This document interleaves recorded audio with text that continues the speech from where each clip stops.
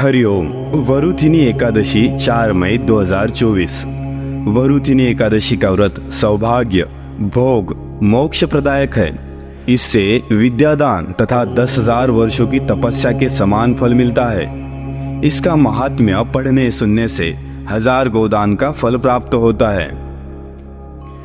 वरुथिनी एकादशी महात्म्य। युधिष्ठिर ने पूछा, हे वासुदेव, वैशाख मास के कृष्ण पक्ष में किस नाम की एकादशी होती है? कृपया उसकी महिमा बताइए। भगवान श्री कृष्ण बोले, राजन, वैशाख गुजरात महाराष्ट्र के अनुसार चैत्र कृष्ण पक्ष की एकादशी वरुथिनी के नाम से प्रसिद्ध है।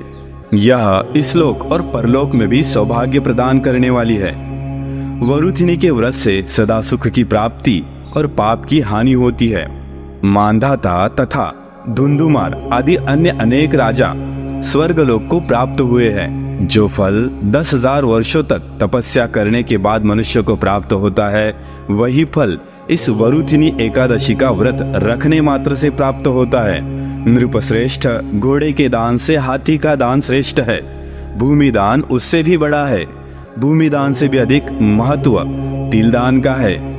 तिल दान से बढ़कर स्वर्ण दान और स्वर्ण दान से बढ़कर अन्न दान है, क्योंकि देवता, पितर तथा मनुष्य को अन्न से ही तृप्ति होती है। विद्वान पुरुषों ने कन्यादान को भी इस दान के ही समान बताया है। कन्यादान के तुल्य ही गाय दान है। यह साक्षात भगवान का कथन है। इन सब दानों से भी बड़ा विद्यादान है। मनुष्य वरुथिनी एकादशी का व्रत करके विद्यादान का भी फल प्राप्त कर लेता है। जो लोग पाप से मोहित होकर कन्या के धन से जीविका चलाते हैं, वे पुण्य का क्षय होने पर यात नामक नरक में जाते हैं। अतः सर्वथा प्रयत्न करके कन्या के धन से बचना चाहिए।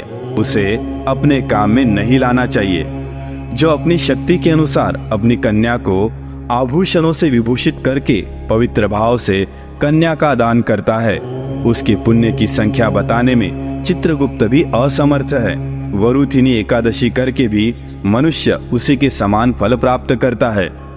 राजन, रात को जागरण करके जो भगवान मधुसूदन का पूजन करते हैं, वे सब पापों से मुक्त हो परम गति को प्राप्त होते हैं। अतः पाप भीरु मनुष्य को पूर्ण प्रयत्न करके इस एकादशी का व्रत करना चाहिए। यमराज से डरने वाला मनुष्य अवश्य वरुथिनी एकादशी का व्रत करे। राजन, इसके पढ़ने और सुनने से 1000 गोदान का फल मिलता है और मनुष्य सब पापों से मुक्त होकर विष्णु लोक में प्रतिष्ठित होता है। हरि ओम।